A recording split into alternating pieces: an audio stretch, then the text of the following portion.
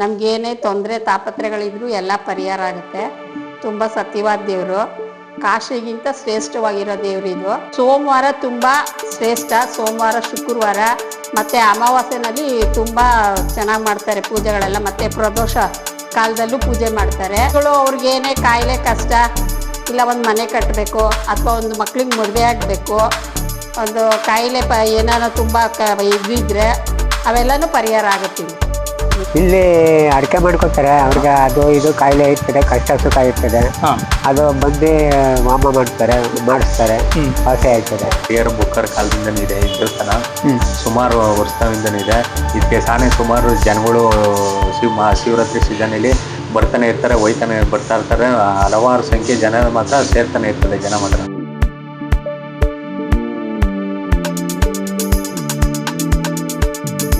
Hi, hello, ನಮಸ್ಕಾರ. ನಾನು ನಿಮ್ಮ ರಾಯರ್ ಭಕ್ತ ಶಿವಕುಮಾರ.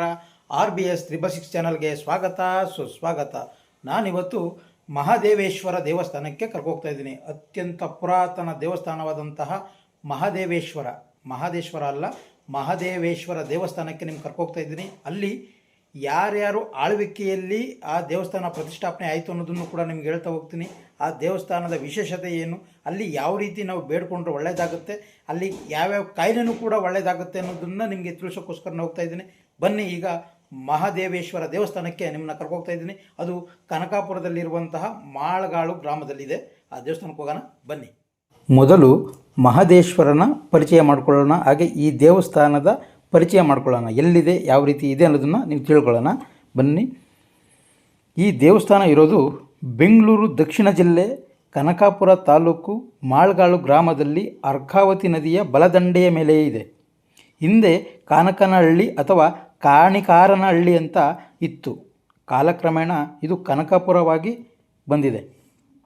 ಹಿಂದೆ ಮಾಳ್ಗಾಳು ಗ್ರಾಮ ಪ್ರತ್ಯೇಕ ಗ್ರಾಮವಾಗಿ ಎನಿಸಿಕೊಂಡರೂ ಈಗ ಕನಕಾಪುರ ಪುರಸಭೆಗೆ ಸೇರಿಕೊಂಡಿದೆ. ಐತಿಹಾಸಿಕವಾಗಿ ಕನಕಾಪುರ ತಾಲೂಕು ಗಂಗರ ಆಳ್ವಿಕೆಯ ಕಾಲದಿಂದಲೂ ಮಹತ್ವದ ಜನವಸತಿಯ ನೆಲೆಯಾಗಿತ್ತು. ಕ್ರಿಸ್ತಶಕ 10ನೇ ಶತಮಾನದ ಗಂಗದೊರೆ ಇಮ್ಮಡಿ ರಾಚಮಲ್ಲನ ಶಾಸನವು ಸಾತ್ನೂರು ಗ್ರಾಮದಲ್ಲಿ ದೊರಕಿದೆ. ಸದ್ಯಕ್ಕೆ ಇದೇ ಈ ತಾಲೂಕಿನ ಅತ್ಯಂತ ಪ್ರಾಚೀನ ಬರಹ ದಾಖಲೆಯಾಗಿದೆ. ಗಂಗರ ಕಾಲದ ಇನ್ನೂ ಹಲವು ಶಾಸನಗಳು ಕನಕಪುರ ತಾಲೂಕಿನಾದ್ಯಂತ ದೊರೆತಿದೆ.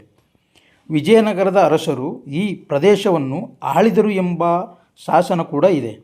1ನೇ ಬುಕ್ಕರಾಯನ ಆಳ್ವಿಕೆಯ ಶಾಸನ ಕ್ರಿಸ್ತಶಕ 1356ರಿಂದ 1377ರವರೆಗೆ ಆಳಿದರು ಎಂಬ ತಿಳಿದು ಬಂದಿದೆ.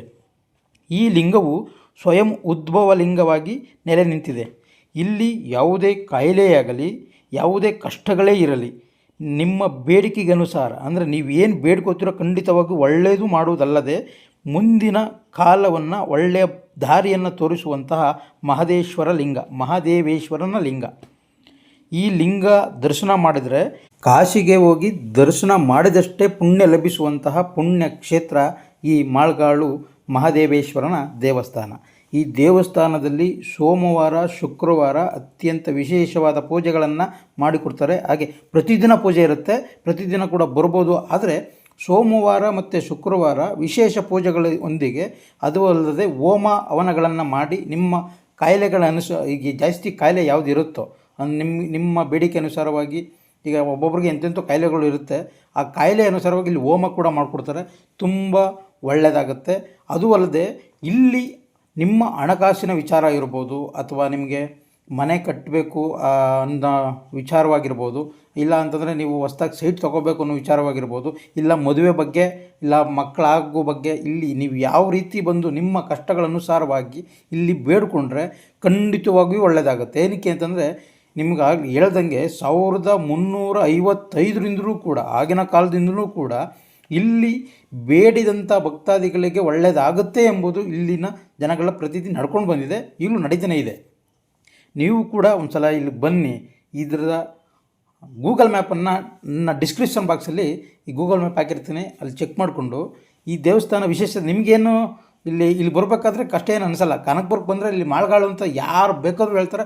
ಆಟೋಗಳಿದೆ, ಬಸ್ಗಳಿದೆ, ಇಲ್ಲಿಗೆ ಬೇಸ್ ಜನ ಇದೆ, ನೀವು ಬರ್ಬೋದು.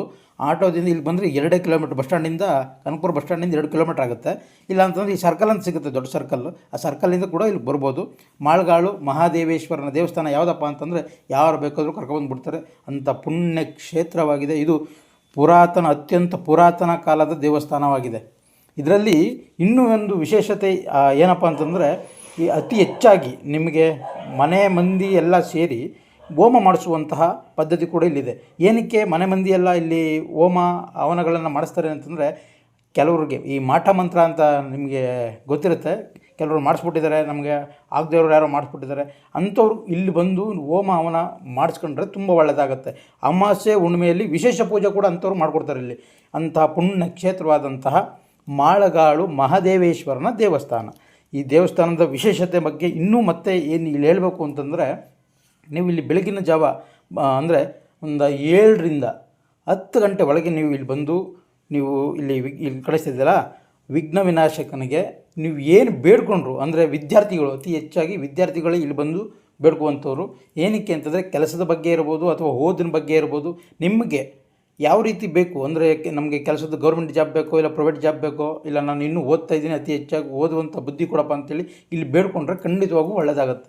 ಏನಕ್ಕೆ ಈ ಮಾತು ನಾನೇ ಯಾವ ರೀತಿ ನೀವು ಹೇಳ್ಬೋದು, ನಿಮಗೇನಾದ್ರು ಒಳ್ಳೆಯದಾಗಿತ್ತಾ ಇಲ್ಲಿ ಅಂತ? ಹೌದು, ಖಂಡಿತ ನನಗೆ ಒಳ್ಳೆಯದಾಗಿದ್ದ ಮೇಲೇ ನಿಮಗೆ ಇದನ್ನು ನಾನು ಹೇಳ್ತಾ ಇರೋದು.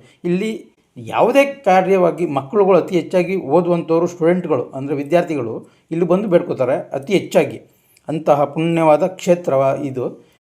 ಈ ಭೂಮಿಯನ್ನು ಯಾರ್ಯಾರು ಯಾವ್ಯಾವ ಕಾಲದಲ್ಲಿ ಆಳ್ವಿಕೆ ಮಾಡಿದ್ರು ಅನ್ನೋದನ್ನು ಕೂಡ ಇಲ್ಲಿ ಬೋರ್ಡ್ ಕಾಣಿಸ್ತಾ ಇದೆಯಲ್ಲ, ಈ ಬೋರ್ಡಲ್ಲಿ ಹಾಕಿದ್ದಾರೆ. ನೀವು ದೇವಸ್ಥಾನಕ್ಕೆ ಬಂದರೆ ಹಿಂದೆ ಈ ದೇವಸ್ಥಾನ ಹಿಂಭಾಗದಲ್ಲೇ ಇದೆ, ನೀವು ಕೂಡ ಓದ್ಕೊಳ್ಳಿ. ಇಲ್ಲಿ ಯಾರ್ಯಾರು ಆಳ್ವಿಕೆಯಲ್ಲಿ ಈ ದೇವಸ್ಥಾನದ ಪೂಜೆ ಮಾಡಿದ್ರು, ಈ ಶಾಸನಗಳು ಎಲ್ಲೆಲ್ಲಿ ಸಿಕ್ತೋ ಅನ್ನೋದನ್ನು ಕೂಡ ಇಲ್ಲಿ ಹೋಯ್ತಲ್ಲ ಈ ಬೋರ್ಡಲ್ಲಿ, ನೀವು ಕೂಡ ಆ ಬೋರ್ಡನ್ನು ಓದ್ಕೊಳ್ಳಿ, ನಿಮಗೂ ಕೂಡ ಗೊತ್ತಾಗುತ್ತೆ.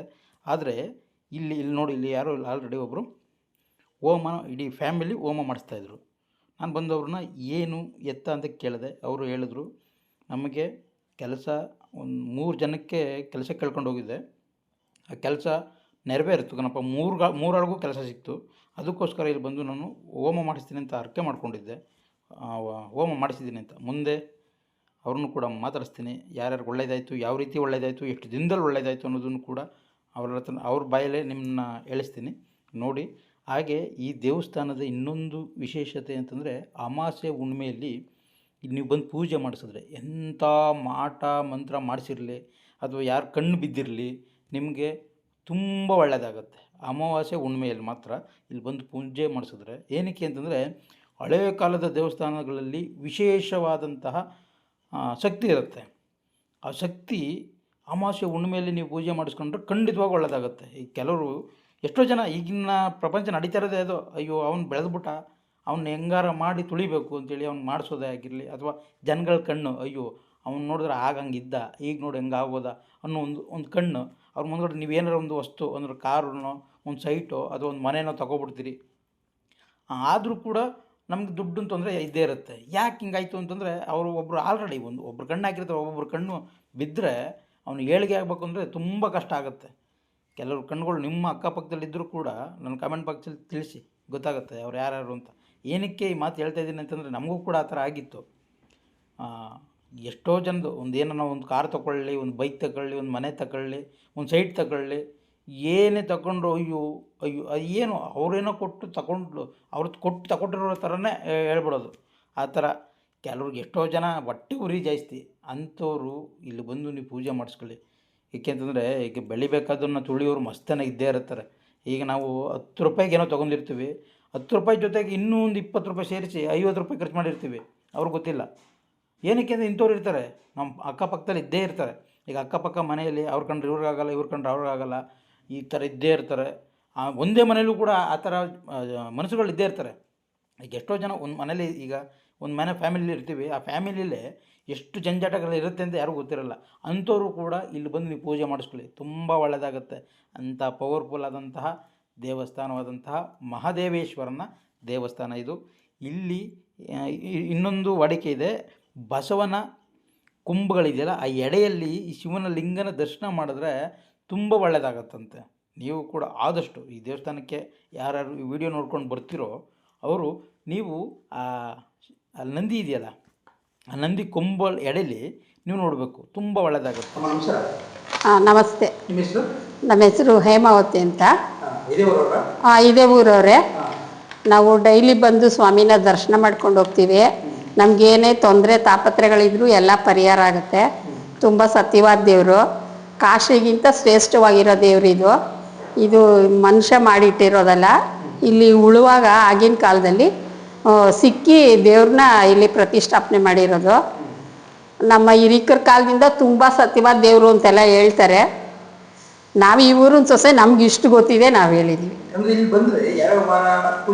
ಸೋಮವಾರ ತುಂಬ ಶ್ರೇಷ್ಠ. ಸೋಮವಾರ, ಶುಕ್ರವಾರ ಮತ್ತು ಅಮಾವಾಸ್ಯೆನಲ್ಲಿ ತುಂಬ ಚೆನ್ನಾಗಿ ಮಾಡ್ತಾರೆ ಪೂಜೆಗಳೆಲ್ಲ. ಮತ್ತು ಪ್ರದೋಷ ಕಾಲದಲ್ಲೂ ಪೂಜೆ ಮಾಡ್ತಾರೆ.